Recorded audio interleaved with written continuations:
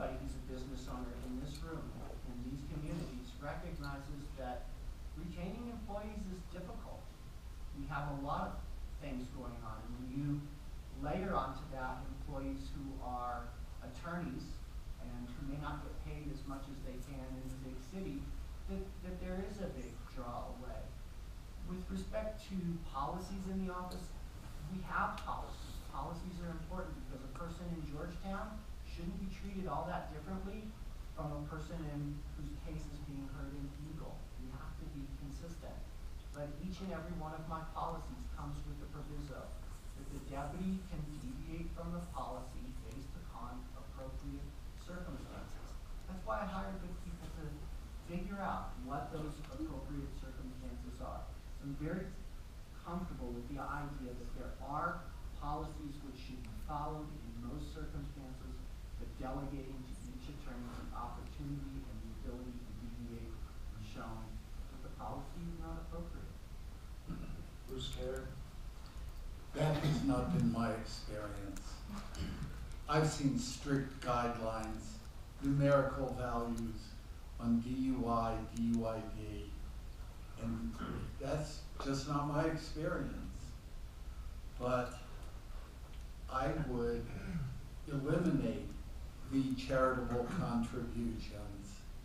It is my belief that waiver and guilties are actually easier on time constraints than having a defendant come into the courthouse, go through security, check in with the court clerk at the front counter, go to the courtroom, tie up the judge's time, tie up that court clerk's time, tie up the deputy DA's time, tie up the DA clerk time to pull the file and to actually send it over to the courtroom with the deputy DA. That by doing it with waiver and guilty, it is just shuffled paper, and there is no reason to charge them $150. There's also no reason for Mr. Brown to tell the deputy DAs how to determine a charitable contribution when meeting face-to-face with the defendant, to look at their shoes, their clothing, their watch, and look at the ticket to see what make and model car they drive. Having grown up in New Jersey, I would call that sizing up the mark. But it's how to determine the amount of the charitable contribution that you're going to get. We had a case in Vail where a guy slaps his wife, grabs her neck, gets arrested with unrelated witnesses, and you see a charitable contribution for $500. And then a note on that sales receipt for the $500 charitable contribution of diplomatic immunity. Now it seems to me if you really have diplomatic immunity, that you just say, hey, diplomatic immunity, hands off. And they check it, and if that is indeed the case, then they walk. Diplomatic immunity. But my research shows that that's supposed to be determined by a judge. And there doesn't need to be a $500 extortion fee paid to the DA's slush fund to give out to charities as he sees fit. The committee is Mr. Brown, his employee, and one other individual. So Mr. Brown says, I think this charity. The employee says, no, I tend to agree with you, boss. And the third person says, well, it's 2-to-1 at least, so I guess that carries the day. And Ron, can I respond? You can, but if you're responding to the last one. I'm all done, okay. Again, yes, I've been a Colorado attorney since 2009, but as I said before, I'm not looking to retire and I'm not looking for attention.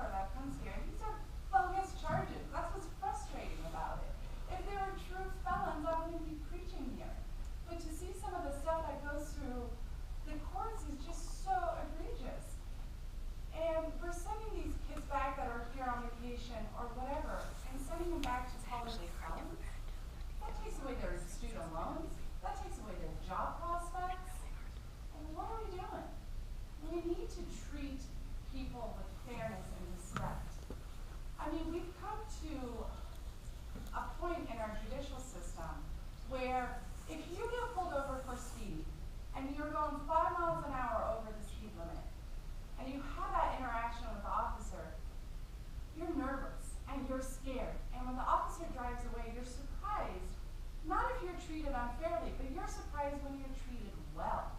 That's what I want to go back to. I want to go back to being a community, to building that trust, to knowing that we're safe from the real crime, to know that an embezzler with $500,000 doesn't walk away because the district attorney's office failed to join. And the lack of accountability, when I read that article, the DA's office kind of put the fault on Rusty Prindle. I called Rusty and I said, what happened? He's like, they wanted 2 convictions. Now, what's amazing to me is, well, if it's Rusty's fault, then why are we appealing this case and saying the judge was wrong? Why are we throwing more money at it if Rusty messed up? If he did mess up and the judge messed up, then we appeal and you stand by your office's decision. But it's always someone else's fault. There's zero accountability. Homicide cases, again, the same thing. We've had 3 not guilties. And Bruce was nowhere to be found. He'll talk about the cases that are slam dunk, sure. He wants his name all over it.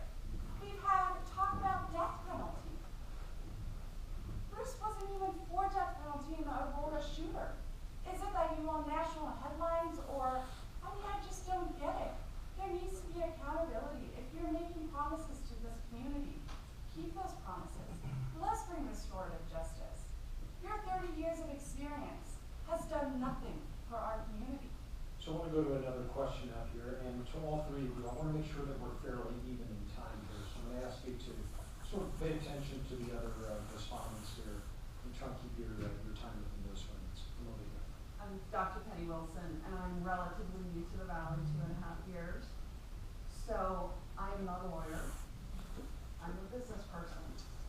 Leading an office like the district attorney's office is leading a decent-sized organization.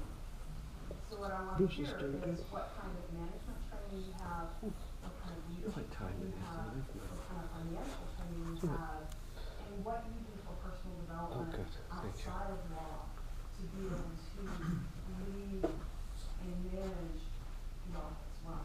Bruce Carey, let's start with you. My first leadership training was at a military high school where I led a platoon of 50 students. My further military training was leading a platoon of 50 combat soldiers.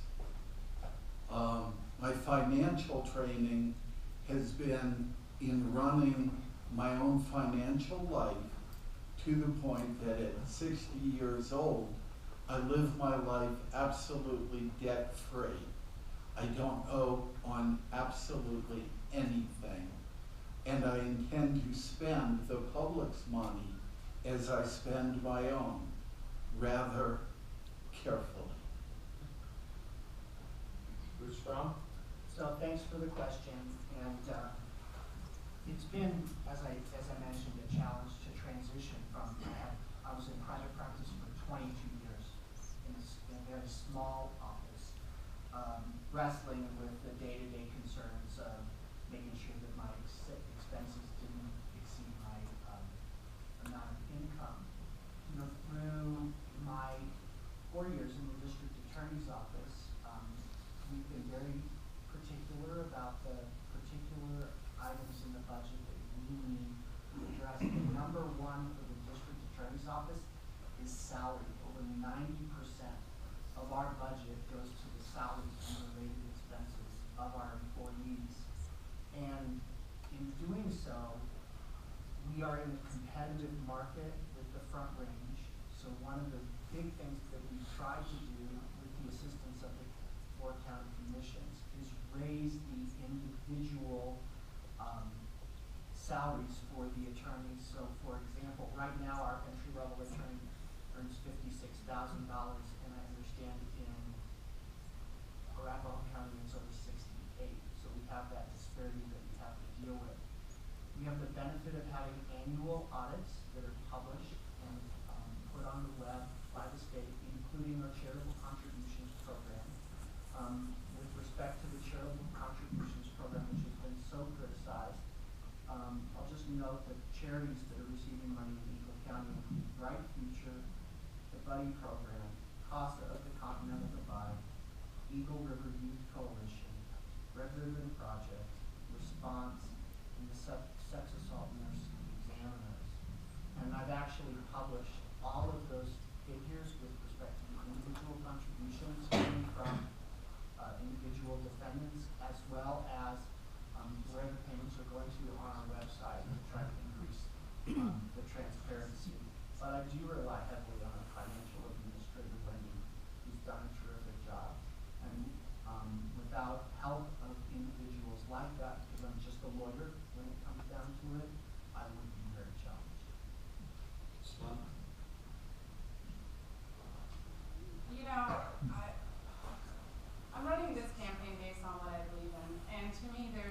nothing more dangerous than someone who believes they know everything.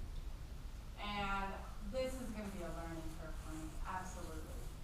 And I think the best way I can approach it is talking to the different organizations that are there for different resources. So, for example, to manage our DV cases, I want to work very closely with Victims Advocate. To manage the financial aspect, I want to get someone that has an accounting background.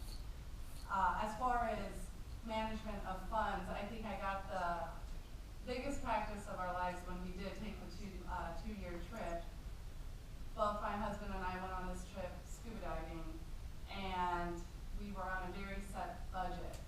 We didn't work throughout the 2 years, and we still managed to pay our bills at home somehow. I don't really know how we did it, but that was the biggest management of funds that, you know, just a huge lesson to me. And I'm kind of with Bruce on this. My personal finances, we paid off our student debts, we don't have car loans, and we've always managed money the way it should be managed, and haven't gone on the quick thrills of life and thrown money away. But the biggest thing that I want to emphasize is that this is going to be a collaborative effort. And I'm not going to sit here and lie to you and say I could do it by myself, because that's just not the case.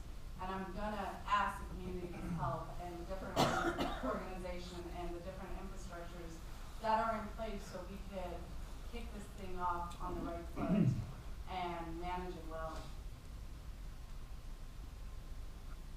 So I want to ask each of you, and I want to start with Bruce Brown.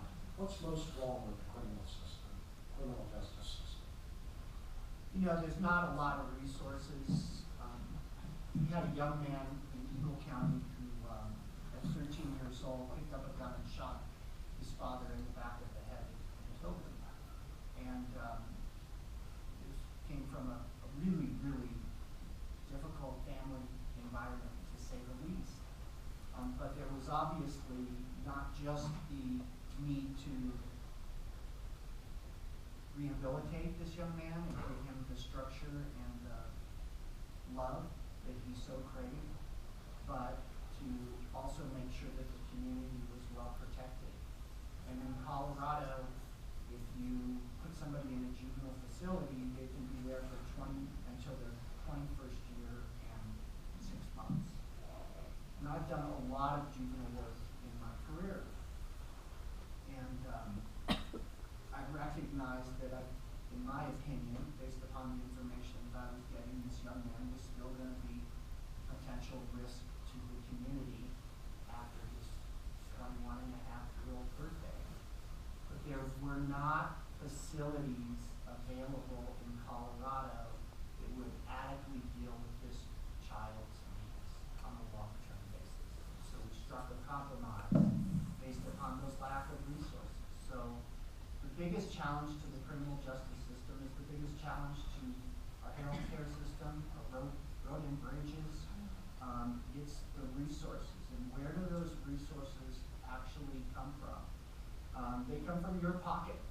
And we can lock a lot of people up. If you were going to tell me, hey, let's build more prisons, I'd say no, because the mantra is if you build them, they will come. And we will figure a way to fill them out. So we need to figure out ways to deal with people.